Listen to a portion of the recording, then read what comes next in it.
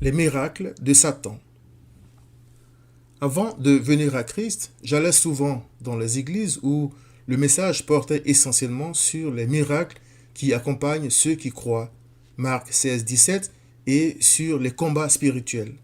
Rarement allusion y était faite à ce qu'il fallait entendre par croire, pourquoi il fallait croire, en qui il fallait croire, et le sens de la victoire de Christ pour ses brebis. Les gens tombaient néanmoins en transe, sautaient et disaient avoir été guéris miraculeusement. Pour moi, tout cela venait de Dieu. Les Écritures disent cependant que Satan fait de grands prodiges pour séduire, tromper et égarer le monde. Je n'en avais aucune idée. C'est en Christ que j'ai appris à distinguer le vrai du faux. Je m'explique. Il est écrit, car il s'élèvera de faux Christ et de faux prophètes. Ils feront de grands prodiges et des miracles au point de séduire, s'il était possible, même les élus. Matthieu 24, verset 24. En plus des enchanteurs et des magiciens de l'Ancien Testament, il y a dans le Nouveau Testament des gens comme Simon, dont la magie avait fasciné tout le monde en Samarie. Il est écrit, tous, depuis le plus petit jusqu'au plus grand, l'écoutaient attentivement et disaient, celui-ci est la puissance de Dieu, celle qui s'appelle la grande. Acte 8, 9 à 10.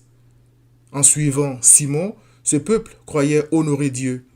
En réalité, il était pris dans le filet de l'oiseleur. Il y a aussi l'exemple d'un certain Bar-Jésus ou Élimas. Il est écrit, ayant ensuite traversé toute l'île jusqu'à Paphos, ils, c'est-à-dire Saul ou Paul et Barnabas, trouvèrent un certain magicien, faux prophète juif, nommé Bar-Jésus, qui était avec le proconsul Sergius Paulus, homme intelligent. Ce dernier fit appeler Barnabas et Saul et manifesta le désir d'entendre la parole de Dieu. Mais Élimas, le magicien, leur faisait opposition, cherchant à détourner de la foi le proconsul. Acte 13, versets 6 à 8. Alors qu'il était lui aussi tombé dans le filet de l'oiseleur, le proconsul croyait avoir trouvé la vérité en Élimas. Au cours de leur mission pour Christ, nous pouvons lire que Paul et Barnabas parlaient avec assurance, appuyés sur le Seigneur, qui rendait témoignage à la parole de sa grâce et permettait qu'il se fît par leurs mains des prodiges et des miracles. Acte 14, verset 3. J'ai retenu deux choses de ce passage. D'abord, ces miracles venaient de Christ et leur but était de rendre témoignage à l'Évangile. Il est aussi écrit, beaucoup de miracles et de prodiges se faisaient au milieu du peuple par les mains des apôtres. Le nombre de ceux qui croyaient au Seigneur, hommes et femmes, s'augmentait de plus en plus. Acte 5, 12 à 15. Christ a fait marcher les paralytiques afin de leur montrer qu'il était Dieu, qu'ils devaient croire en lui et renoncer à leurs péchés. Tandis que Satan se servait de la magie pour aveugler les pécheurs, Christ, par ses prodiges, venait au secours de l'incrédulité de l'homme. Marc 9, 24, pour le sauver. Grâce au Saint-Esprit, Paul avait discerné cette manœuvre de Satan.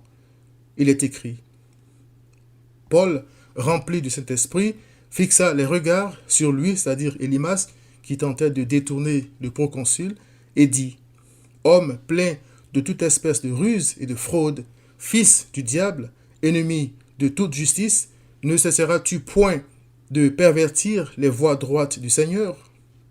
Maintenant, voici, la main du Seigneur est sur toi, tu seras aveugle. Alors le proconsul, voyant ce qui était arrivé, crut, étant frappé de la doctrine du Seigneur. Acte 13, 9 à 12. Malheureusement, beaucoup croient que les meilleures églises sont celles où les miracles abondent. Or, dans la plupart de ces communautés, la parole de la grâce de Christ à laquelle le Seigneur lui-même rend témoignage par des miracles n'est pas prêchée. D'où viennent donc ces miracles qui accompagnent leur faux message plein d'émotions mais vide de Christ et d'appel à la repentance? Satan attire le monde des morts dans ses églises afin de pousser les vrais croyants à y aller eux aussi. Belle stratégie. Entrez par la porte étroite, a dit Christ, car large est la porte, spacieux est le chemin qui mène à la perdition, et il y en a beaucoup qui entrent par là. Matthieu 7, verset 13. Ceux qui demeurent en Christ et en qui sa parole demeure sont délivrés des pièges de Satan. Psaume 91, verset 3. Quand il le faut, Christ fait des miracles pour rendre témoignage à sa parole fidèlement prêchée.